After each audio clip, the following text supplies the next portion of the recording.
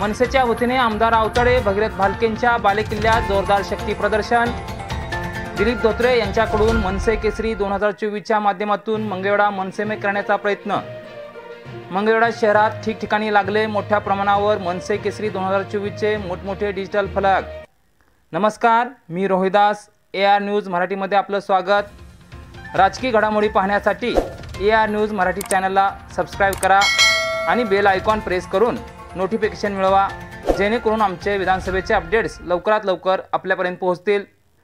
मंगळवेढा तालुका हा सध्या आमदार समाधान आवताडे व विठ्ठल कारखान्याचे माजी चेअरमन भगीरथ भालके यांचा बालेकिल्ला म्हणून ओळखला जातो।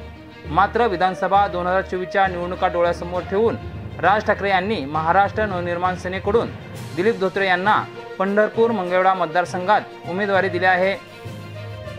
दिलीप धोत्रे यांच्या प्रचाराचा शुभारंभ आज रविवार दिनांक 22 रोजी मनसेचे युवा नेते अमित ठाकरे यांच्या हस्ते करण्यात येणार आहे।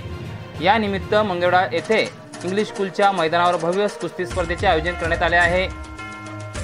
या धर्तीवर संपूर्ण मंगळवेढा शहरात मोठ्या प्रमाणावर मनसे केसरी 2024चे मोठमोठे डिजिटल फलक लावून मनसेच्या वतीने आमदार आवताडे भगीरथ भालकेंच्या बालेकिल्ल्यात जोरदार शक्ती प्रदर्शन करण्यात आले आहे। एकंदरीत दिलीप धोत्रे यांच्याकडून मनसे केसरी 2024च्या माध्यमातून आयोजित या भव्य स्पर्धेनिमित्त मंगळवेढा मनसेमय करण्याचा प्रयत्न करण्यात येत आहे। असे असले तरी पंढरपूर मंगळवेढा विधानसभा मतदारसंघात समाधान आवताडे यांनी गेल्या 3 वर्षात जवळपास 3000 कोटी रुपयाची विकास कामे केलेली आहेत, तर कैलास आमदार भारतनाना भालके यांनी मंगळवेढा तालुक्यात अनेक कामे केलेली आहेत। मंगळवेढा तालुक्यातील दुष्काळी असणाऱ्या 22 गावचा पाणी प्रश्न मार्गी लावलेला आहे। ही विकास कामे केली असल्याने भालके यांची मंगळवेढा तालुक्यात मोठी ताकद आहे। यामुळे येत्या काळात या मतदारसंघात कोणाचा करिश्मा चालणार आणि कोण मारणार बाजी हे पाहणं औत्सुक्याचं ठरणार आहे।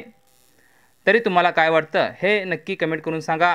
व्हिडिओ आवडल्यास लाईक करा आणि असेच राजकीय बातम्या पाहण्यासाठी AR न्यूज मराठी चॅनलला सबस्क्राइब करा आणि बेल आयकॉन दाबा, कारण तुम्हाला असेच नवनवीन व्हिडिओ सर्वात अगोदर पाहायला मिळतील। धन्यवाद।